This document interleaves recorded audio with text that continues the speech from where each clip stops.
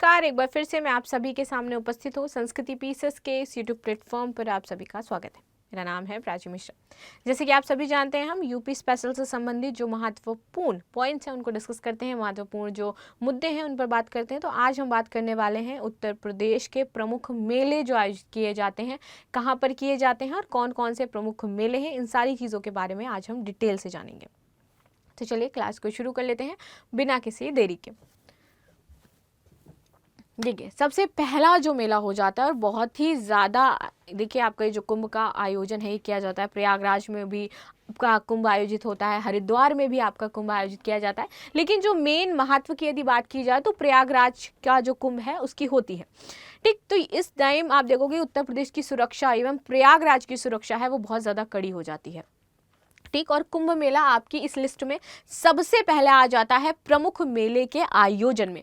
तो आज हम बात करेंगे थोड़ा सा कुंभ मेले के बारे में, जानेंगे कि इसमें इंपॉर्टेंट चीजें क्या है। देखिए, कुंभ मेला हिंदू धर्म का एक महत्वपूर्ण पर्व माना जाता है। कहा जाता है कि 3 नदियों का संगम है यहाँ पर। ठीक, कौन कौन सी? गंगा यमुना सरस्वती। सरस्वती की धारा दिखती नहीं है, गंगा एंड यमुना का मिलन होते हुए प्रॉपर वहां पर दिखाई देता है। आप में से कौन कौन अच्छा संगम नहा करके आया है मेरे को जरूर बताना, क्योंकि मैं एक ही बार गई थी वहां पर, तब उसका नाम इलाहाबाद था, प्रयागराज नहीं था। ठीक है, यह मेला उत्तर प्रदेश के प्रयागराज में लगता है। इसके अलावा हरिद्वार, उज्जैन और नासिक में भी यह मनाया जाता है। इनमें से प्रत्येक स्थान पर प्रति 12वें वर्ष तथा प्रयाग में 2 कुंभ पर्वों के बीच 6 वर्ष के अंतराल में अर्ध कुंभ का आयोजन होता है। तो इस प्रकार से आप देखो कि कितना ज्यादा इंपॉर्टेंट हो जाता है कि प्रति 12वें वर्ष यहाँ पर आयोजन होता है, यानी कि 6-6 वर्ष करके एक एक जगह पर ये लगेगा। आगे देख लेते हैं माघ मेला। माघ मेला हिंदुओं का सर्वाधिक प्रिय धार्मिक व सांस्कृतिक मेला है। हिंदू पंचांग के अनुसार 14 से 15 जनवरी को मकर संक्रांति के दौरान इसका आयोजन किया जाता है। मकर संक्रांति जिसको हम खिचड़ी भी कहते हैं, यूपी में बेसिकली बहुत जगहों पर बोला जाता है कि खिचड़ी है आज के दिन। तो उस दौरान इसका आयोजन होता है। यह भारत के सभी प्रमुख तीर्थ स्थानों में मनाया जाता है और नदी या सागर स्नान इसका मुख्य उद्देश्य है। इसके बाद आता है गंगा महोत्सव। गंगा महोत्सव हर वर्ष दिवाली के बाद वाराणसी में मनाया जाता है। ठीक है, यह गंगा महोत्सव होता है जिसमें पवित्र गंगा नदी का उत्सव मनाया जाता है। लोग यहाँ पर इसके किनारे आप देखोगे मार्केट्स लगते हैं, मेले लगते हैं और लोग यहाँ पर जाते हैं, गंगा भी नहाते हैं, जो पूरे देश के लिए जीवन और पोषण का स्रोत है। यह सांस्कृतिक उत्सव ये 5 दिनों तक आपका मनाया जाता है और इसमें दुनिया भर के पर्यटक व तीर्थ यात्री शामिल होते हैं। आगे देखेंगे ताज महोत्सव। ताज हमारा आप देखोगे ताजमहल बहुत ही ज्यादा फेमस है, आगरा में स्थित है। तो ताज उत्सव वहां पर होता है। ये एक वार्षिक 10 दिवसीय उत्सव है। तो प्रत्येक वर्ष मनाया जाता है 10 दिन के लिए। इस उत्सव में भारत के विभिन्न क्षेत्रों के कलाकार की कला, शिल्प, नृत्य और व्यंजनों की एक उत्कृष्ट विविधता प्रदर्शित करी जाती है। यह वर्ष 1992 से शुरू हुआ था और अब तक कंटिन्यू चल रहा है। तो 1992 से आपका ये कैरी ऑन किया गया था। ये विभिन्न राज्यों में के जो कलाकार हैं वो अपनी उत्कृष्ट कलाकृतियां यहाँ पर प्रदर्शित करते हैं, उनको एक मंच प्रदान किया जाता है। साथ ही साथ उन्हें पर्यटकों को सबसे उचित कीमतों पर जो सामान है वो भी उपलब्ध कराते हैं। अब बात करेंगे बुद्ध महोत्सव की। इसे प्रत्येक वर्ष मई के महीने में मनाया जाता है, जिसको हम बुद्ध पूर्णिमा भी कहते हैं। ठीक, इस उत्सव में शामिल होने के लिए दुनिया भर में बड़ी संख्या से बौद्ध धर्मावलंबी भारत आते हैं और मई के महीने में पूर्णिमा का बौद्ध धर्म बहुत ही अधिक महत्वपूर्ण हो जाता है। बहुत ही महत्व है इसका बुद्ध पूर्णिमा का। देवा मेला। हाजी वारिस अली शाह के हिंदू और मुस्लिम दोनों ही अनुयायी हैं। ये उत्तर प्रदेश के बाराबंकी जिले में आयोजित किया जाता है। उनकी स्मृति में एक यहाँ पर स्मारक भी बना हुआ है। हर वर्ष सफर यानी कि चंद्र आधारित महीने में पवित्र कब्र पर उसका आयोजन जो है वो किया जाता है। वे अपने पिता की याद में हर उर्स का आयोजन करते हैं। कब्र पर जो उर्स है उसका आयोजन होता है प्रत्येक वर्ष। ठीक, आगे बात करते हैं। यही बाद में देवा मेला के नाम से जाना जाता है। झांसी महोत्सव की बात करें तो फरवरी और मार्च के बीच पूरे 1 सप्ताह तक आपका झांसी उत्सव चलता है। इस कार्यक्रम को जिला प्रशासन और यूपी पर्यटन बोर्ड द्वारा संयुक्त रूप से आयोजित किया जाता है। इस उत्सव के दौरान ऐतिहासिक शहर झांसी की संस्कृति का प्रदर्शन होता है। यहाँ पर संगीत, नृत्य और नाटक शो आदि के कार्यक्रम होते हैं। सरधना ईसाई मेला मेरठ से 20 किलोमीटर की दूरी पर यह आयोजित होता है और ये बेगम समरू द्वारा 1822 से निर्मित एक प्रसिद्ध कैथोलिक चर्च है। प्रत्येक वर्ष नवंबर महीने के पहले रविवार को मदर मैरी के सम्मान में एक बड़ा उत्सव यहाँ पर मनाया जाता है। श्रद्धालु और इतिहास प्रेमी बड़ी संख्या में यहाँ पर आते हैं। ये बेगम समरू द्वारा चर्च के चारों ओर इतावली शैली में बनाए गए बेहतरीन महलों को देखने के लिए लोग यहाँ पर इकट्ठा होते हैं।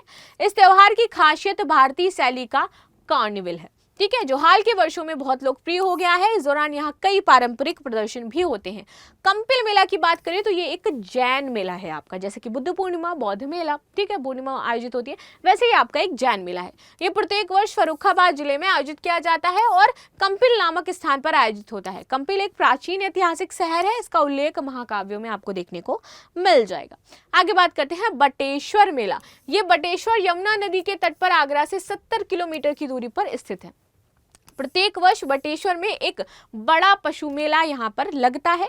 ये बटेश्वर में प्रार्थना करने के लिए सबसे शुभ अवधि के साथ मेल खाता है। ये साधुओं, व्यापारियों और ग्रामीणों के लिए समान रूप से एक महत्वपूर्ण स्थान भी है। मेले में बड़ी संख्या में ऊंट, घोड़े, बैल, हाथी और बकरियां तथा अन्य मवेशी आते हैं। नौचंदी का मेला, कई बार आपने सुना होगा ना कि टेम्पो वगैरह में जब बहुत ज़्यादा लाइट्स लग जाती हैं या घर में कोई ऐसी चमकती धमकती लाइट लगा दे, सब क्या कहने लगते हैं, क्या बना दिया, ये नौचंदी के मेले जैसा लग रहा है। तो ये वैसा ही मेला है, क्योंकि यहाँ पर बहुत चमक धमक रहती है, आपको देखने को मिल रहा होगा, ठीक है। तो ये उत्तर प्रदेश के प्रसिद्ध मेलों में से एक है। प्रत्येक वर्ष ये मेरठ में लगता है और ये मेला मेरठ की शान कहा जाता है। इस मेले में हिंदू मुस्लिम एकता का प्रतीक माना जाता है। हजरत बाले मियाँ की दरगाह एवं नौचंडी देवी का मंदिर एक दूसरे के निकट ही है और दोनों ही जगह पर यह मेला आपको दिखाई देगा। गढ़मुक्तेश्वर मेला बहुत ही इंपॉर्टेंट है। गढ़मुक्तेश्वर की उत्तरी छोर पर मुक्तेश्वरनाथ का मंदिर है। यह हापुड़ जिले के गढ़मुक्तेश्वर में आयोजित होता है और कहा जाता है कि यहाँ लगने वाले मेले में मीराबाई गंगा के स्नान के लिए आती थी, ठीक है। गंगा मंदिर से थोड़ा आगे कुछ वर्ष पुराना यहाँ रेतीला क्षेत्र है जो मीरा की रेती के नाम से भी प्रसिद्ध है। आगे है मकनपुर मेला, ठीक है। यह ऐतिहासिक बसंत मेले का इतिहास 605 वर्ष पुराना है। 605 वर्ष से यह मेला आपका आयोजित किया जा रहा है। यह फर्रुखाबाद में आयोजित होता है और जिंदा साहब मदार की वर्ष 1418 में मृत्यु के बाद उनको मनाने वाले लोगों ने बसंत पंचमी पर दरगाह पर आना शुरू कर दिया। धीरे धीरे यह सिलसिला विशाल मेले में आपका तब्दील हो गया। आगे बात करते हैं ढाई घाट मेला। ये श्रृंगी ऋषि के तपोस्थली ढाई घाट गंगा तट पर यह मेला लगता है। ये शाहजहांपुर में लगता है। मुख्य पर्व पर पीलीभीत, लखीमपुर, सीतापुर, हरदोई, बदायूं समेत दूर दराज के जनपद के लाखों लोगों की जो भीड़ है वो यहाँ पर आती है स्नान करने के लिए। आगे बात करेंगे गोलकर्णनाथ मेला, ठीक है। यह गंगा और यमुना तहजीब की अनुपम छटा बिखेरता है, ठीक। ये प्रतिवर्ष आयोजित होने वाला ऐतिहासिक चैती मेला है। इसका आयोजन लखीमपुर खीरी में होता है और ये होलिका दहन के पश्चात जो चैत माह है इसमें बड़ी धूमधाम से मनाया जाता है। बाला सुंदरी देवी मेला, ये मेला आपके मंदिर देवबंद में स्थित है और सहारनपुर जिले में एक तहसील है। ये सहारनपुर को मुजफ्फरनगर से जोड़ने वाली रोड पर स्थित है।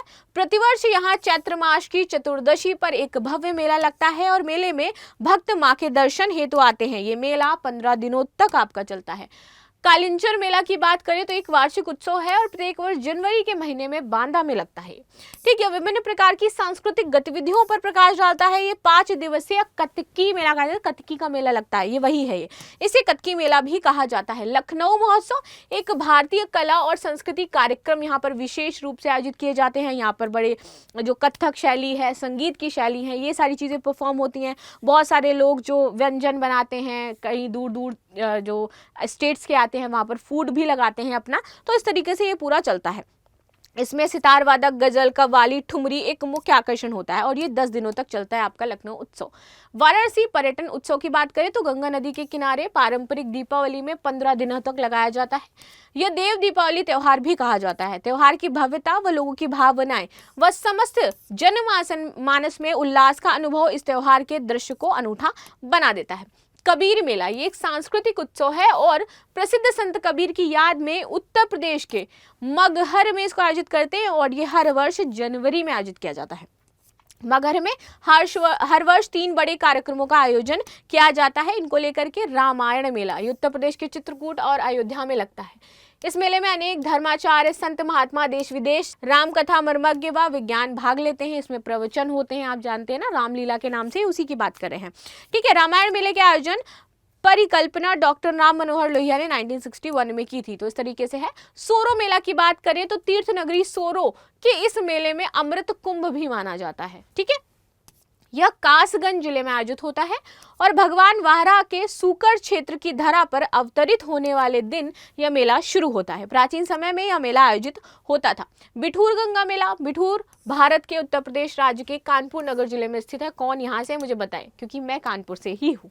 ठीक, जिला प्रशासन 20 से 24 दिसंबर तक गंगा महोत्सव का आयोजन बिठूर के नानाराव पार्क में किया जाता है। कजली मेला बहुत इंपॉर्टेंट हो जाता है। कजली महोत्सव मिर्जापुर का एक बहुत प्रसिद्ध त्योहार है और यह त्योहार राजा कंतित की पुत्री कजली की श्रद्धांजलि प्रदान करता है। कजली अपने पति की याद में गाने गाया करती थी जिनसे वह अपने जीवन में कभी नहीं मिल पाई थी।